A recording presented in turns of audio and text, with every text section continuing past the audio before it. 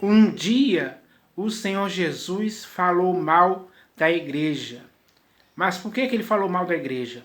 Porque a igreja em si estava dando motivos e razões práticas para que ele falasse mal daquela prática errada que a igreja estava cometendo. Que é algo que ele não aceita em tempo algum. A igreja do Senhor Jesus tem que fazer práticas certas, justas, perfeitas, exemplares, irrepreensíveis, para que assim o próprio Senhor Jesus elogie essa igreja e a estimule a continuar a fazer isso com mais frequência ainda. Então vamos ler aqui o Senhor Jesus falando mal da igreja. Vamos ler aqui, ó, no livro de Apocalipse de João, capítulo 2, versículo 4. Capítulo 2, versículo 4. Está escrito assim, ó. O Senhor Jesus falando disso. Tenho, porém, contra ti que abandonaste o teu primeiro amor. Aí aqui, agora na carta à igreja em Pérgamo, ele fala aqui, ó. Tenho, todavia, contra ti algumas coisas.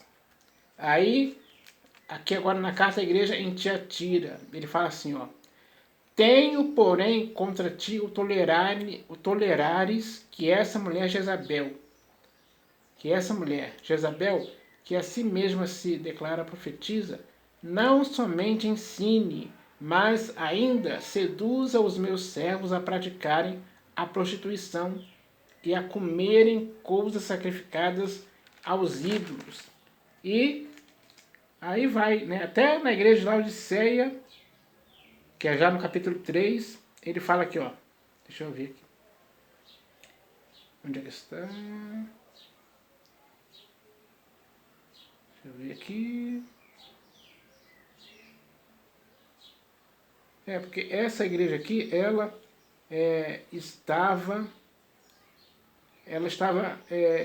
não estava nem fria e nem quente. Ela estava morna. E, por isso, o Senhor Jesus estava a ponto de vomitar a igreja de sua boca.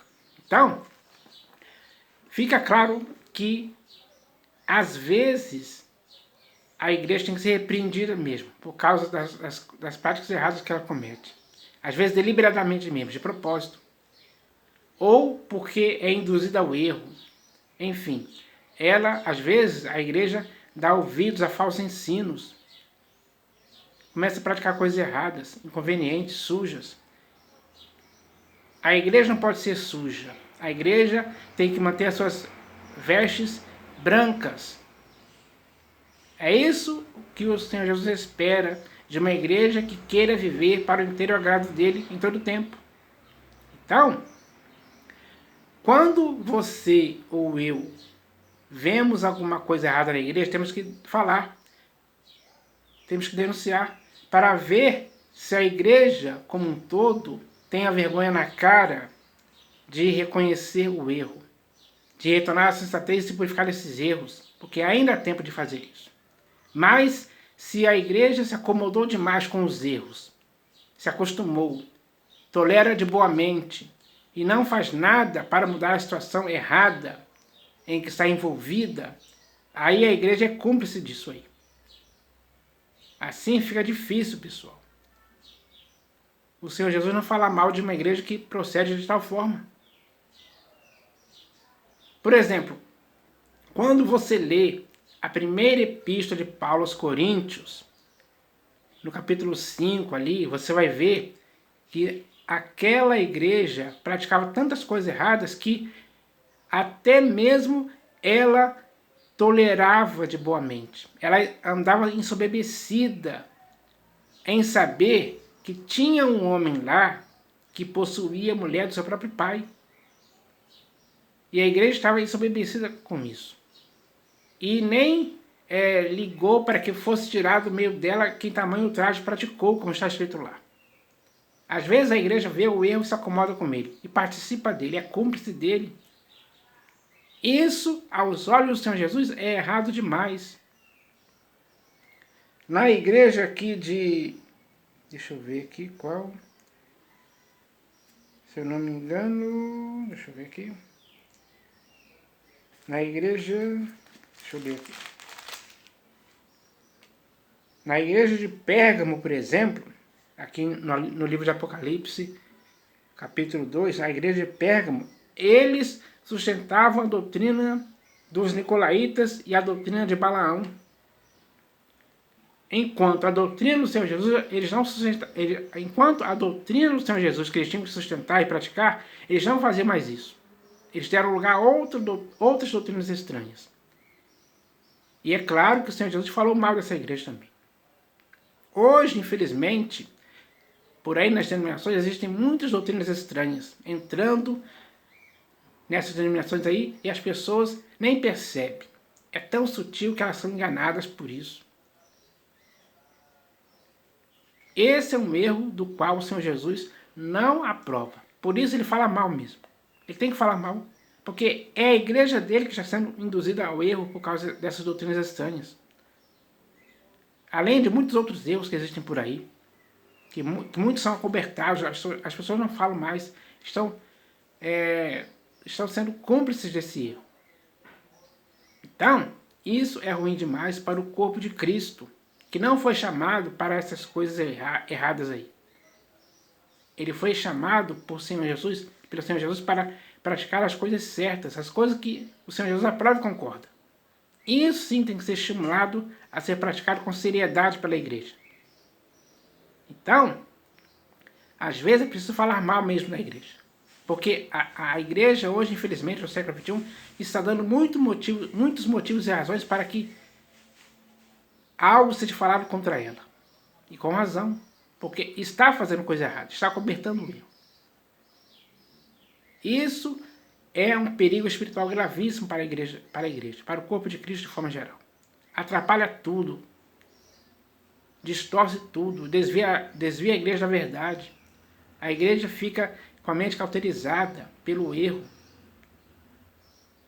E muitos, como é que posso dizer assim? Muitos estão acomodados com isso aí. Para eles tudo está certo, tudo está legal, mesmo vivendo em meio aos erros, aceita numa boa e segue a vida tranquilamente, como se nada estivesse acontecendo, mas está acontecendo. É isso que precisa ser entendido hoje. Então, quando você ouvir o Senhor Jesus falando algo que a igreja está fazendo de errado, você tem que aceitar a repreensão.